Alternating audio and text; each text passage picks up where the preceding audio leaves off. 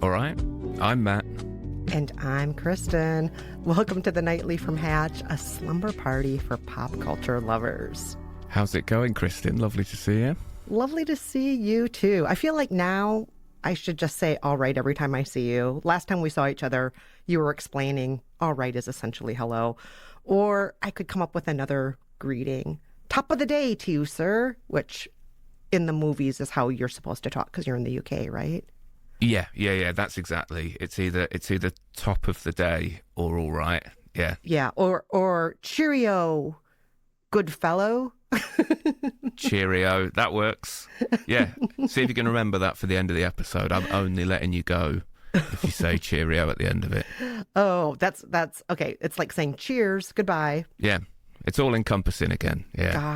Got it. I learned so much from you, Matt. I would not rely on it. I'll teach you the Minnesota hello and goodbye, which is, well, I should let you go now. I don't want to take up any more of your time. That's how you say goodbye. And then the other person drags it out for about 45 more minutes before you can finally say goodbye to each other. That's how you do the Minnesota goodbye. Wow. That's polite. It sounds like it's going to be something really violent when you said, I'll teach you how to do a Minnesota goodbye. It sounds like some sort of elbow throw or something. No, it's just long and it drags out forever. And then maybe you feel a little violent at the end because you really wanted to just end this conversation an hour ago. But yeah, that's the Minnesota goodbye. Hey, good to know. Very good to know. But Matt, how are you doing? Very well, thank you. Yeah, busy day. Had a haircut. So that took out, well, pretty much all afternoon, really. If I've got something like that in the diary, I just sort of, everything else is blocked out then. I feel incapable of doing anything else, despite the fact that the haircut will only take about half an hour. And are you a haircut loyalist where you go back to the same person again and again and you'd feel like you were cheating if you went to a different person? Oh, big time. Yeah, big time. I think I've had the same guy for maybe like 8 or 9 years now, and I've cheated on him once because he wasn't around, and I felt like I had some very difficult questions to answer when I came back. So did you just tell him the truth and explain, like, it's not you, it's me? Yeah, but the thing was, though, it wasn't me, it was him. I said, like, you weren't open, I needed a haircut. So it was a bit frosty for a week or two, but we're over it now. I'll never leave him again. I only trust him to do it. And also, like, you know what it's like with a hairdresser, you get comfortable. Like, he knows the amount of small talk to do and where to just kind of cut it off, which is nice. Yes. I feel like there's something in a good hairdresser where they are also kind of like psychologists, social workers, occupational therapists. There are like a million other things happening all at once. But ostensibly, you're just getting your hair trimmed, but they have a huge skill set. Oh, they do. Yeah, when I used to live in a place called Nottingham, which is a bit higher up the country, but there was a barber there, and we used to get on like a house on fire. He was great, and he'd sort of stock up the fridge with beers, and I'd go in on a Saturday late morning, and he'd cut my hair, and we'd have the football on an iPad and have a beer, and he'd cut my hair. I feel like that's the closest I've ever been to like a pampered day. Sort of like everything that you want for a relaxing afternoon. It was great. Kind of like a spa day. It's the male spa day, yeah. Yeah. I'll be honest, some very confusing feelings when there's another man running his fingers through your hair and you've got a beer and watching the football. It's very, I've never been happier. Oh no, almost all my needs are being met. Oh no. Oh, no. What do I do with this feeling? What is this? Oh, what is this? Oh, speaking of questions, like what is this? Listeners out there, do you have a question for us? Is there a situation in your life where you think, I could use help with this? If so, we would love to hear from you. Send us your sleep or life questions to thenightly at hatch.co. We will also take voice memos. Feel free to send those too. We love hearing from you. That'd be great to hear, actually, yeah. Always willing to help. Yes. Probably won't get the right answer, but it'll be fun. Yes. Oftentimes our answers are not right. But we try, and we always have a fun time talking about the questions that come in. We do. Also, we would love you out there to record a voice memo of you saying good night. Good night to friends, family, night to yourself. All you have to do is record yourself, send it to thenightly at hatch.co, and we can play it on the show. Matt, do you want to give an example of a good night you would give at the end of an episode? Ooh, yeah, I think I'd say something along the lines of, hello, this is Matt Bragg calling in from my own pillow fort in England, and I want to wish a good night to my old barber. I hope he's found another person to drink beer and watch the football with, and hopefully see him soon. Good night. I love that. Good How's night. that? I don't know if anyone can top that. Listeners, can you top that? That's hey, a good give one. it a go. Yeah. We want to hear you say good night to whoever you want to say good night to, including old hairdressers, spa technicians, whoever. Say good night to somebody you're thinking about from time to time.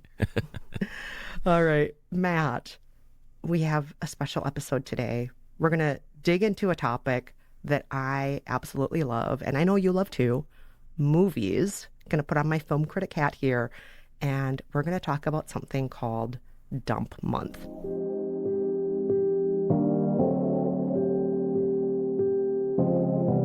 Kristen's Corner. Matt, do you know what Dump Month is? No, I hadn't heard of the term Dump Month until now, so I'm very interested to know what this is going to be about. All right, well, we are in the middle of Dump Month right now. Dump Month is another term for January in Hollywood. It's when the different film houses essentially have the worst of their movies of the year just released because they're like, who cares? Award season is 10 or 11 months away. No one's going to remember this when Oscars and Golden Globe nominations come out. Let's just release all the backlog, or let's just release the crap. And so they release movies that they think are going to be forgettable or awful, and that people might enjoy watching as they're just coming down from the stress of the holidays and so on. So it's a time of year legendary for bad movies, but I just want to say, on behalf of, people who like crap, I love a lot of the movies that have come out during Dump Month over the years, and I bet you'll recognize some of my favorite titles, Matt. So shall we go through some of them? Yeah, I would love to know a few more. I'd love to know any, because I've never keep on top of when movies come out anyway, particularly now when it's all sort of streaming, and I never know when anything came out, really. I just, as and when I see it, that's when it came out to me. But that's got a sting, hasn't it? If you've made a movie and poured your heart into it and written it and stuff, and then the studio says, great, we're going to put this out in January. Yeah. What? Not during summer blockbuster season, not during fall awards season, not, during any of the times where people go to the movies. Just in January, where people trying to escape the stress of the holidays, you might get a few of them. That's it. That's all you're going to get. But right. I'm going to name some I love, though, from January. Okay, so first of all, a movie from your side of the pond, Paddington 2, which came out in 2017. Have you ever seen this movie, Matt? I've not seen Paddington 1 or 2 or 3. I think is a third one now. There's a third one, which I just saw also, and which is a delight. So is good. it? Of course it is. Yes. I've only heard good things about Paddington, to be fair. It's everywhere. They are such wholesome, sweet movies, but somehow they get the most, Oscar caliber actors. Like Paddington 3 has Olivia Colman as an evil nun who is so good. All these movies just have Oscar winners left and right, and a great sense of humor, and they always make me maybe cry a little bit at the end. They're great movies. But Paddington 2, which came out in 2017, has Paddington incarcerated and in jail. Oh, what? Sorry, what? Some people call Paddington 2 just Paddington in jail. What happened in the first one? Paddington got done for tax fraud in the first film. Now he's the leader of a wing in Paddington 2. How did he go to prison? That seems so out of character for what little I know about him as a bear. I can't even remember now why he's in jail. I just know that once he's in jail, he has to learn how to ingratiate himself to, all the other incarcerated folks there. Yeah, And find the biggest guy, punch him in the face. Yeah. because that's what a 2-foot tall bear does. Yes. Yeah. But it's just so sweet and wholesome, being, out of sorts, being the misfit, feeling unsafe, and then building community and making good friends and making the prison a better place. And by the end, it's like, this is the best prison in the world. I want to visit this prison. It's so sweet because Paddington just does his best to bring joy everywhere he goes. So I highly recommend Paddington 2. Okay. I'll take your word for it and I will watch it, but that sounds like the most insane storyline for a film. For a children's film, especially. Yes. Yeah. Okay. Hey, kids, gather around. Watch this movie about your favorite stuffed bear going to prison. In the showers. No, no Paddington. I think you would love it, Matt. I think you would. I'll watch it. I will give it a go just for you. Yes. And you know what? You can also tell me if you cry at the end. I will totally accept Okay. that. All right, deal. Okay. Another dump month movie I absolutely adore is something that perhaps you've heard of because Liam Neeson has a particular set of skills in this movie. Do you know what movie I'm talking about? Oh, I absolutely love this film. I honestly think this is one of my favourite films of all time.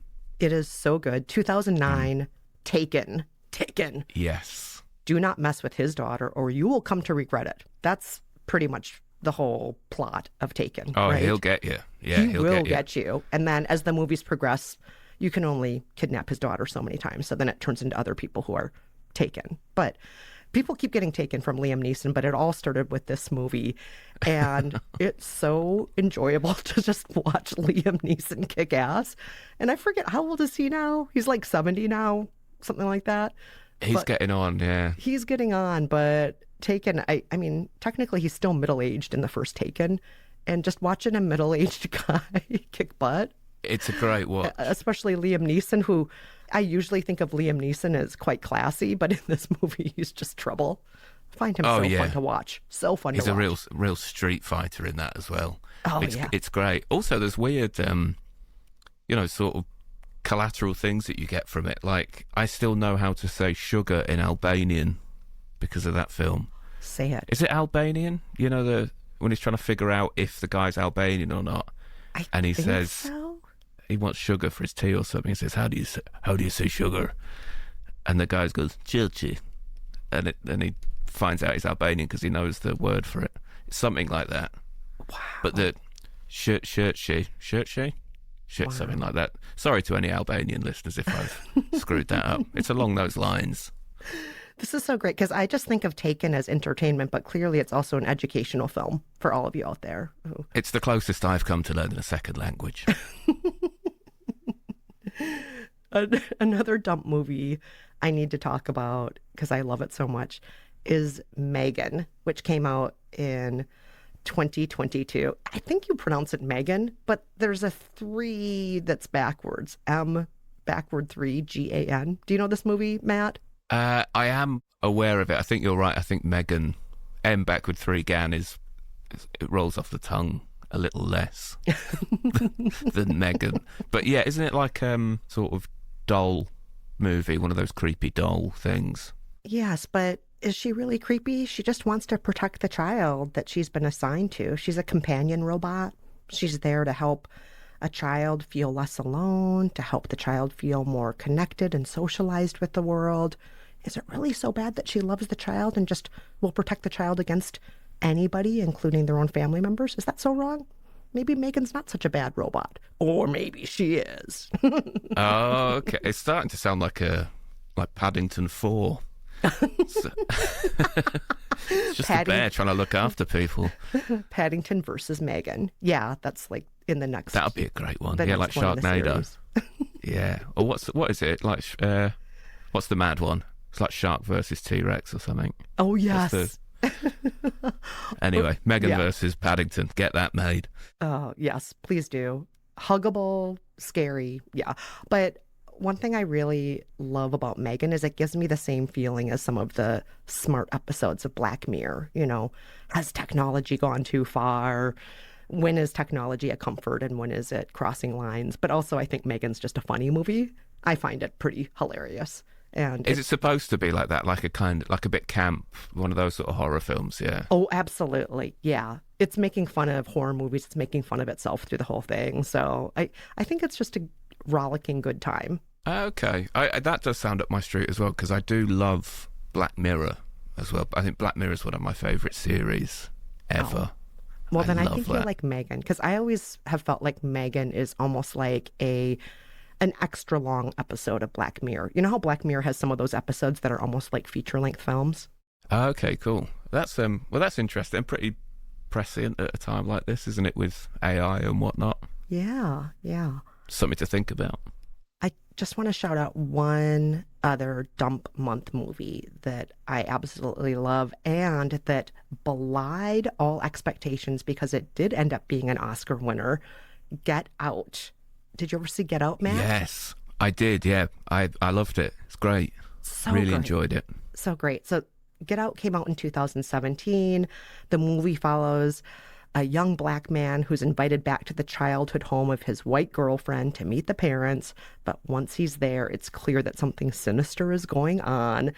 It's a movie with great social critique, with some great creepiness, some great scares, and also some good laughs as well. Highly recommend. And again, gotta mention, it's an Oscar winner. It was nominated for 4 Oscars and it won one of the Oscars.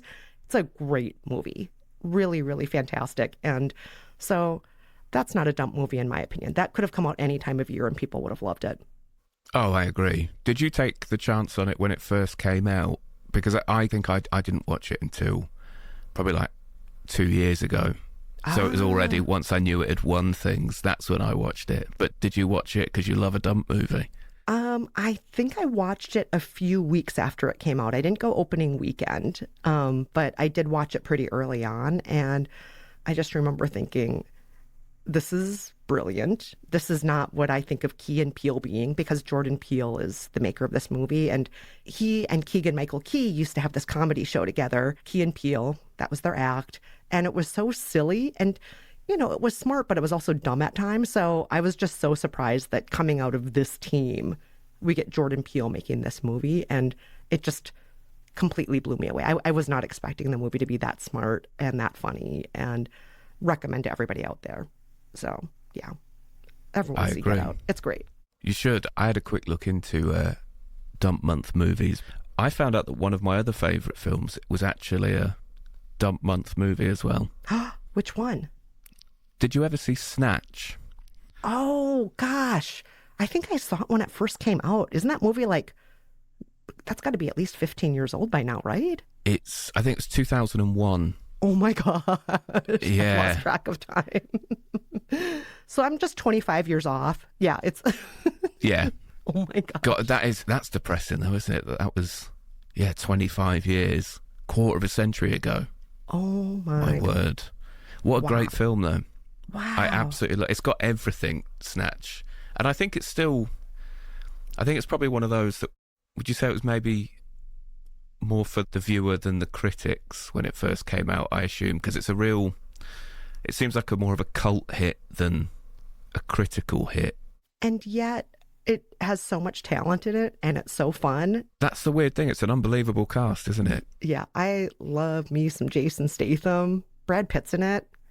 Benicio del Toro, who is an Oscar winner, I believe, definitely an Oscar nominee. Mm-hmm. So it's star-packed and it's just ridiculous and it's a lot of fun. It's fun, yeah.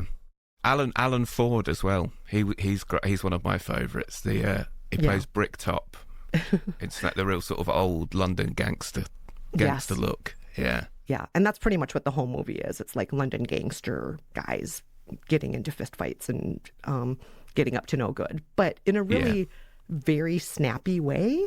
I feel like when this movie came out, the editing and the way it was put together, people were like, oh, this is so propulsive and high energy. And it was just a different kind of version of a movie. It wasn't like slow, ambling in the same way that Godfather was at all. This was just like snap, snap, snap. That's how I think of Snatch being.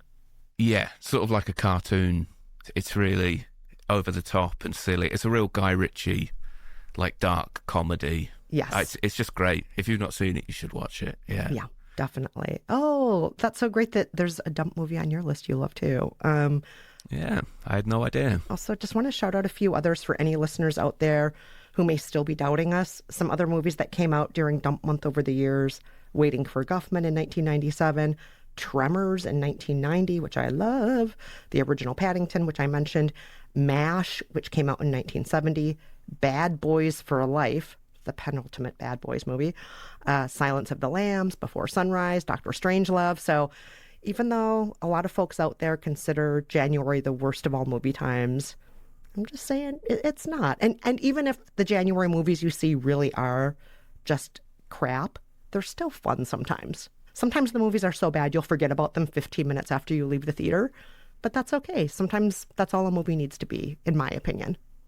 Yeah, and you never know. You might end up watching the next Silence of the Lambs, and then you can tell everybody that you saw it before it was big. Yeah, absolutely. Yeah, bragging rights. Yeah. You were in the movie theater in January ahead of it all. Yeah.